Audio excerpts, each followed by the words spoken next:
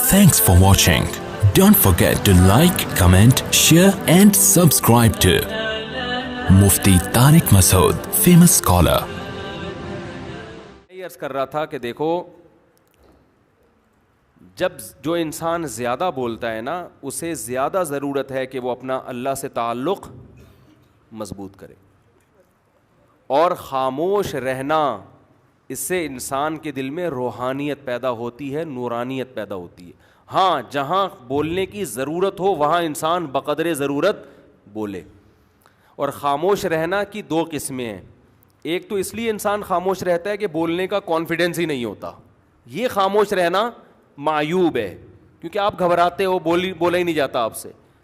بولنے کی پاور ہونا، اسپیکنگ پاور ہونا، یہ اللہ کی بہت بڑی نعمت ہے. تو یہ والا خاموشی مراد نہیں ہے کہ آپ کو شرم آ رہی ہے بولتے ہوئے، یہ تو آدمی دنیا میں کسی کام کا رہتا ہی نہیں ہے. بہت سے لوگ شرمیلے ہوتے ہیں، بولنے کے ٹائم پہ بھی نہیں بول رہے ہوتے، تو وہ سمجھتے ہیں کہ لوگ یہ کہ بہت نیک لوگ ہیں ماشاءاللہ، خاموش مزاج ہیں. خاموش مزاج نہیں ہے، شرمیلے ہیں. یہ بولنے کے ٹائم پہ بھی ان کی آواز نکلتی نہیں ہے. ہم جب حضرت مفتی رشید احمد صاحب رحمہ اللہ تعالیٰ کے پاس گئے نا، شروع میں جب کالج چھوڑ کے ہم گئے، تو وہاں بہت سے لوگ آیا کرتے تھے. حضرت کبھی کسی سے نام پوچھتے نا تو وہ شرمیلا نام ہی منہ سے اتنا ہلکا نکلتا کہ سنائی نہیں دیتا تھا.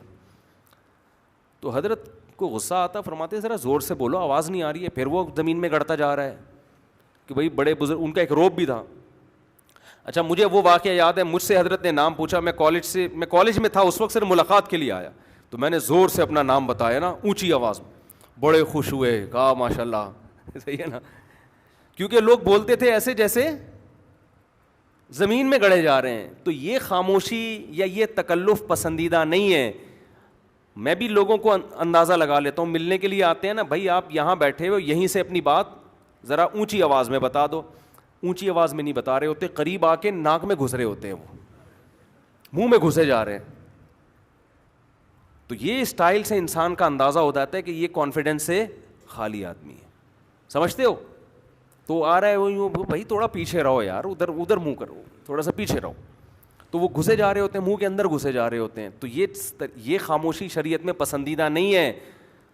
سمجھتے ہو کہ نہیں سمجھتے؟ وہ بولنا ناپسندیدہ ہے جس میں بولنے کا شوق ہو، تو اس کو شریعت نے پسند نہیں کیا. تو میں جو آیت لے کے چلا تھا، بس وہ جلدی سے ترجمہ کر دیتا ہوں. وقت ختم ہو گیا ہے، تو ابھی پھر نماز کے بعد تھوڑی دیر انشاءاللہ 2-4 منٹ اور بول لیں گے، کیا کریں. تو بیٹھے ہیں مجبوراً بولنے کے لیے یہاں پہ. تو دیکھو، خوب اچھی طرح سمجھو کہ اللہ تعالیٰ نے جو ہمیں پیدا کیا ہے نا، اس پیدائش کا بڑا مقصد ہے کہ اللہ اور بندے کا تعلق مضبوط ہو جائے. تو یہ تعلق بولنے سے نہیں ہوتا، یہ تعلق تنہائی میں عبادت کرنے سے ہوتا ہے. تبھی قرآن کیا کہہ رہا ہے؟ ھدی للمتقین، یہ کتاب ہدایت ہے پرہیزگار لوگوں کے لیے، یعنی جو پرہیزگار بننا چاہتے ہیں. الذین یقیمون الصلاۃ، ان کی سب سے پہلی علامت یہ ہے کہ وہ لوگ نماز کو قائم کرتے ہیں. تو اللہ سے تعلق پیدا کرنے کے لیے سب سے مضبوط چیز کیا ہے؟ نماز ہے. اس کے بغیر اللہ سے ریلیشن قائم نہیں ہوتا. نالج میں اضافہ ہو جائے گا، معلومات بڑھ جائیں گی. تو آج سے عزم کریں. دیکھو، نماز کی ابتدا فرض سے ہوتی ہے. نبی صلی اللہ علیہ وسلم نے فرمایا کہ انسان جتنا اللہ کے قریب اس عبادت سے ہوتا ہے جو اللہ نے فرض کی ہے، اتنا تقرب کسی اور چیز سے حاصل نہیں کر سکتا. حضرت عمر نے دیکھا کہ ایک صحابی کے بارے میں پوچھا، فجر میں نہیں تھے، تو کسی نے کہا کہ وہ ساری رات عبادت کرتے رہے، آنکھ لگ گئی تھی.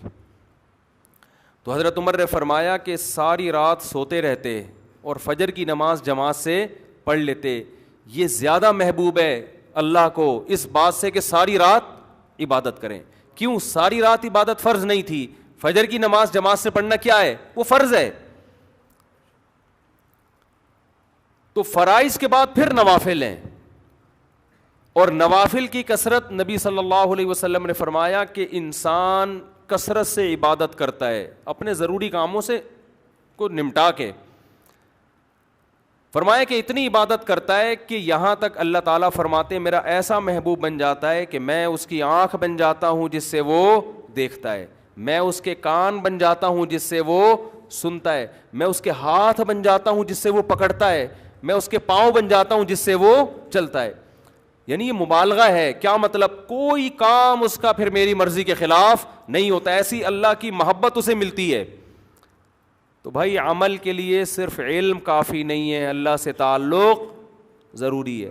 اور یہ خوب اچھی طرح سمجھ لیں, یہ جو آج ڈپریشن, اسٹریس, ٹینشن, یہ سب چیزیں ہیں نا, یہ مسئلے گولیوں سے حل ہونے والے نہیں ہیں, یہ نفسیاتی ڈاکٹروں سے حل ہونے والے نہیں ہیں.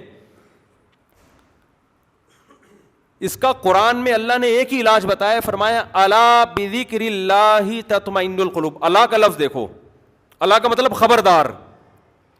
دیکھو قرآن اگر ایک اعلان کر رہا ہے تو اس کے پیچھے خبردار کا لفظ لگانے کی ضرورت نہیں ہے, بس اللہ کی طرف سے اناؤنسمنٹ کافی ہے. وہ اتنی اناؤنسمنٹ بذکر اللہ تطمئن القلوب کہ اللہ کے ذکر سے لوگوں کو دلوں کو سکون ملتا ہے. یہ اللہ کی طرف سے اتنا کہہ دینا کافی تھا یا نہیں تھا کہ اللہ کو یاد کرنے سے دلوں کو سکون ملتا ہے؟ تو کافی تھا نا اتنا.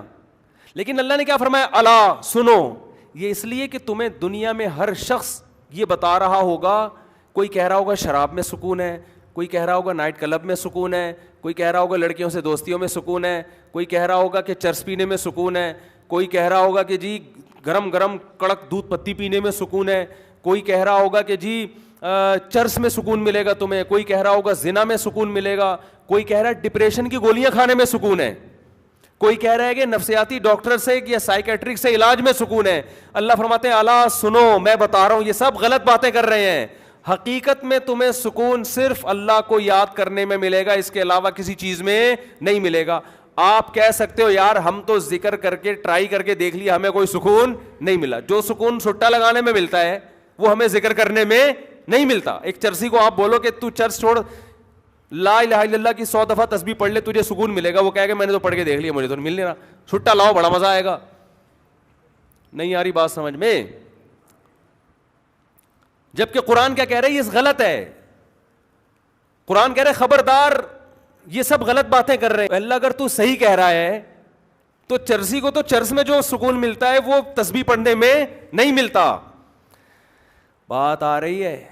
اصل میں سکون کی ڈیفینیشن ہی آپ نہیں سمجھے.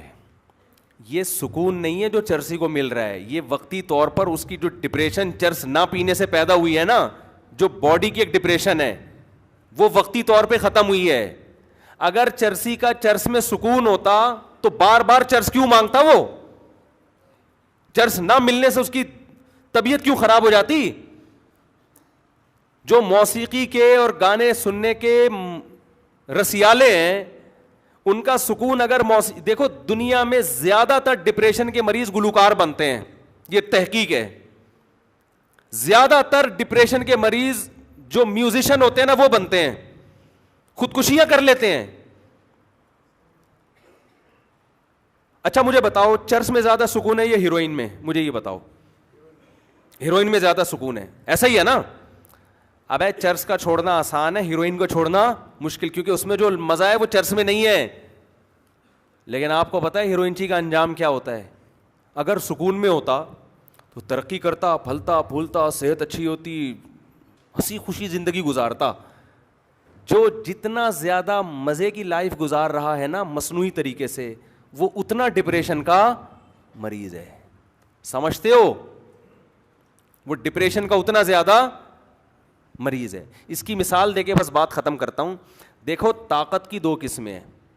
ایک طاقت ہوتی ہے جو کھانا کھانے سے آتی ہے. ایک کمزور سا باریک سا انسان جو جیسے آج کل کے ہمارے اکثر کراچی کے نوجوان ہیں, ایسا لگتا ہے ہینگر کے پہ کپڑے لٹکے ہوئے ہیں بس.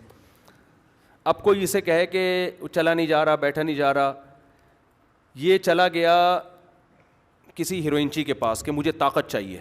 اس نے ہیروئن کا ایک ٹیکا لگا دیا, یہ اچھلے گا نا, چھلانگے مارے گا, کودے گا, ایک دم پاور آ جائے گی, آپ کی 32 ہی پھاڑ دی اس نے. کیا مطلب, کیا طاقت آ گئی ہے اس میں؟ بولتے کیوں نہیں؟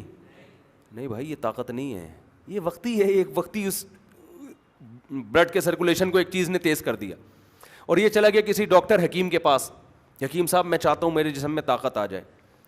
تو حکیم اس کو ڈائٹ پلان لکھ کے دے رہا ہے کہ جم جاؤ, تنکے کے دونوں طرف بٹن لگاؤ, روزانہ اٹھایا کرو, تھوڑے دنوں بعد وہ قمیض کے بٹن ہٹا کے شیروانی کے بٹن لگا دو, پھر ہوتے ہوتے وہ 2 بٹن, اس کے بعد پھر 1 کلو کا ویٹ, پھر ایک دن آئے گا ایسے ویٹ اٹھاؤ گے, اور اس دوران یہ پلان, اتنے انڈے کھانے, اتنی روٹیاں کھانی ہیں.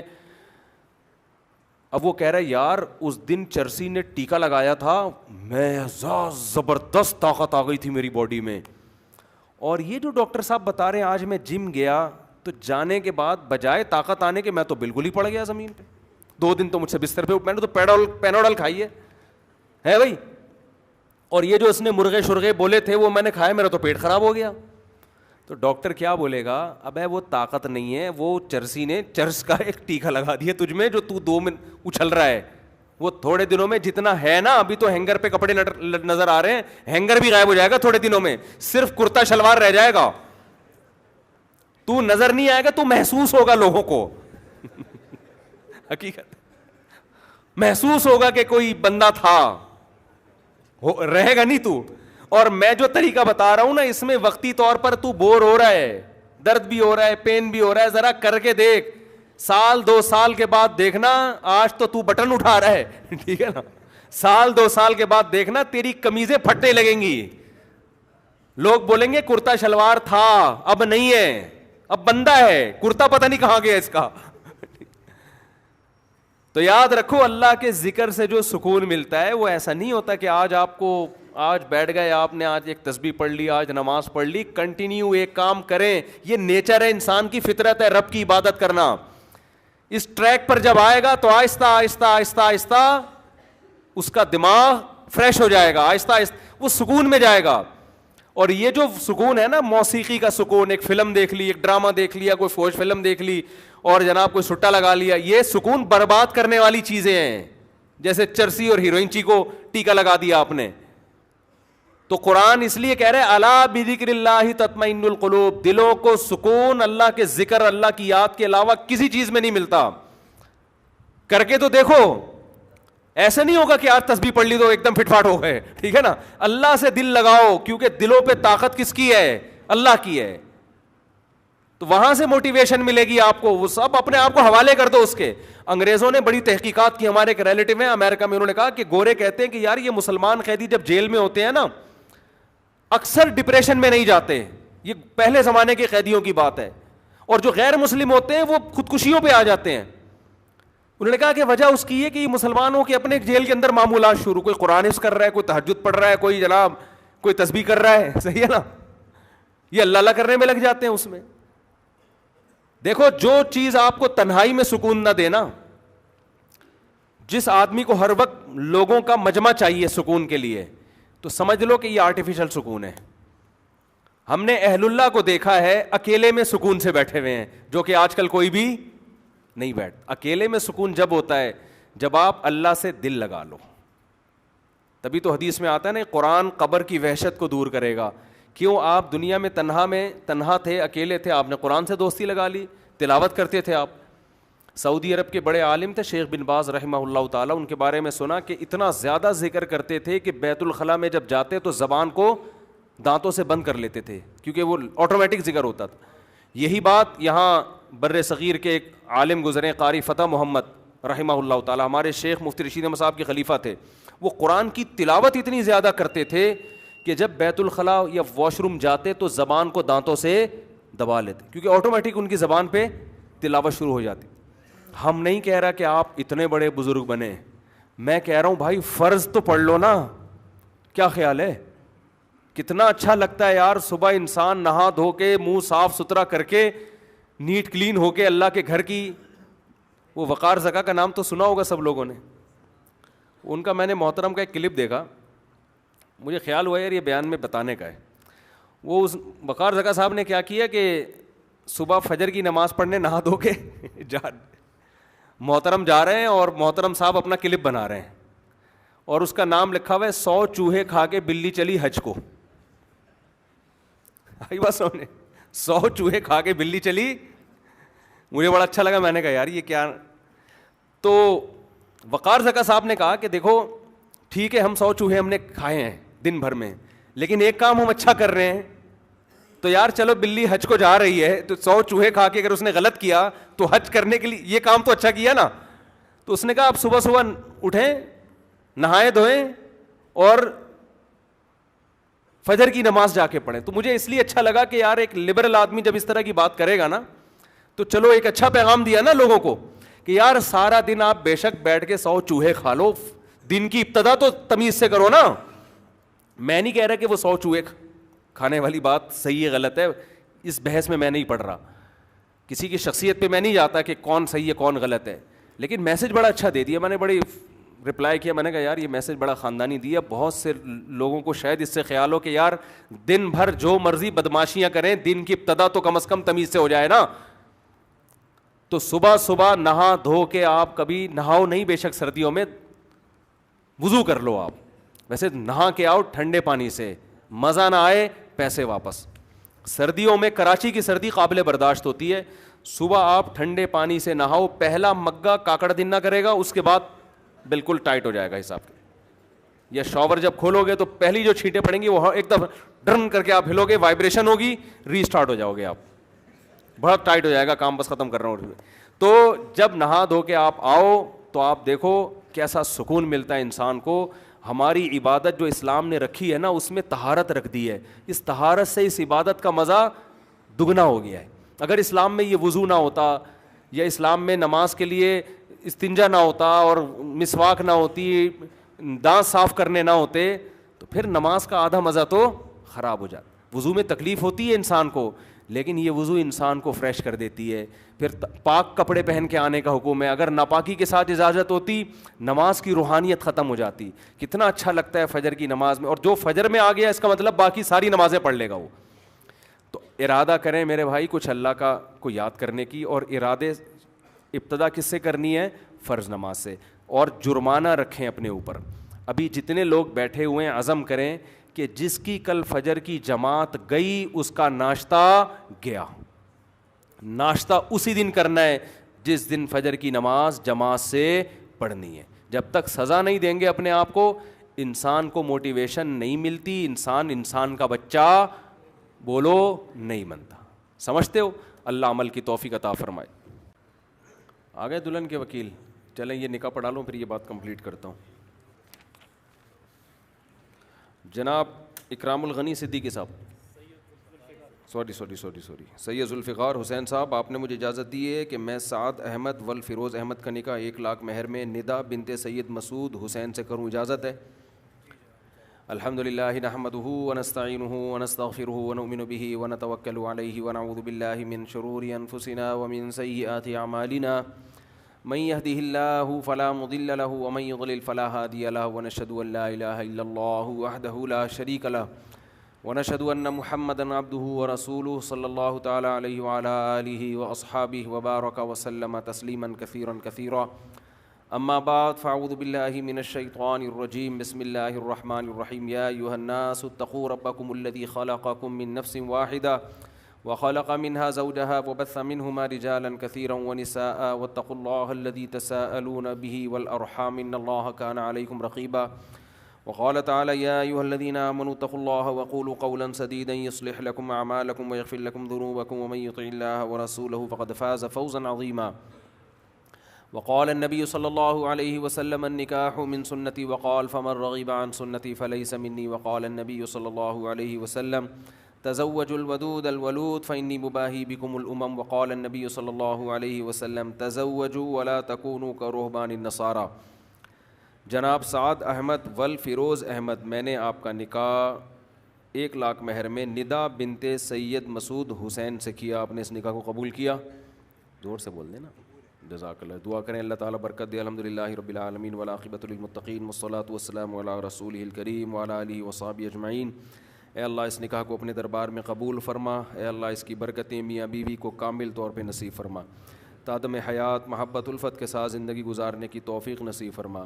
آپس کے اختلاف و انتشار سے, لڑائی جھگڑوں سے, ہر قسم کے شر فساد سے اللہ ان دونوں کی حفاظت فرما. اس نکاح کو اللہ دونوں کے خاندانوں میں جوڑ کا ذریعہ بنا, دونوں کے خاندانوں میں محبت الفت کا ذریعہ بنا, دونوں کے خاندانوں کو آپس کے اختلاف و انتشار سے اور ہر قسم کے شر سے اللہ محفوظ فرما. جس کی جو جائز مراد ہے اللہ اس کی مراد کو پورا فرما. ربنا آتنا فی الدنیا حسنۃ وفی الآخرۃ حسنۃ وقنا عذاب النار صلی اللہ تعالیٰ علی خیر خلقہ محمد وعلی آلہ وصحبہ اجمعین برحمتک یا ارحم الراحمین. اللہ تعالیٰ بہت مبارک کرے. اچھا, جن کا بھی نکاح ہوتا ہے نا, ریکارڈنگ ہوتی ہے ویڈیو کی, تو وہ بعد میں لینا چاہیں تو اپنی ریکارڈنگ لے سکتے ہیں ان سے. کوئی بھی جن کا بھی نکاح ہوا کرے نا, وہ چاہیں کہ بھائی تو USB میں ڈال کے دے دیا کریں. اصل میں تو یہ ان کی امانت ہوتی ہے. پھر آپ اس کو بعد میں دیکھ کے 10 سال بعد جب اس کو دیکھیں گے تو خاص کیفیات آپ پہ طاری ہوں گی. ٹھیک ہے نا. السلام علیکم.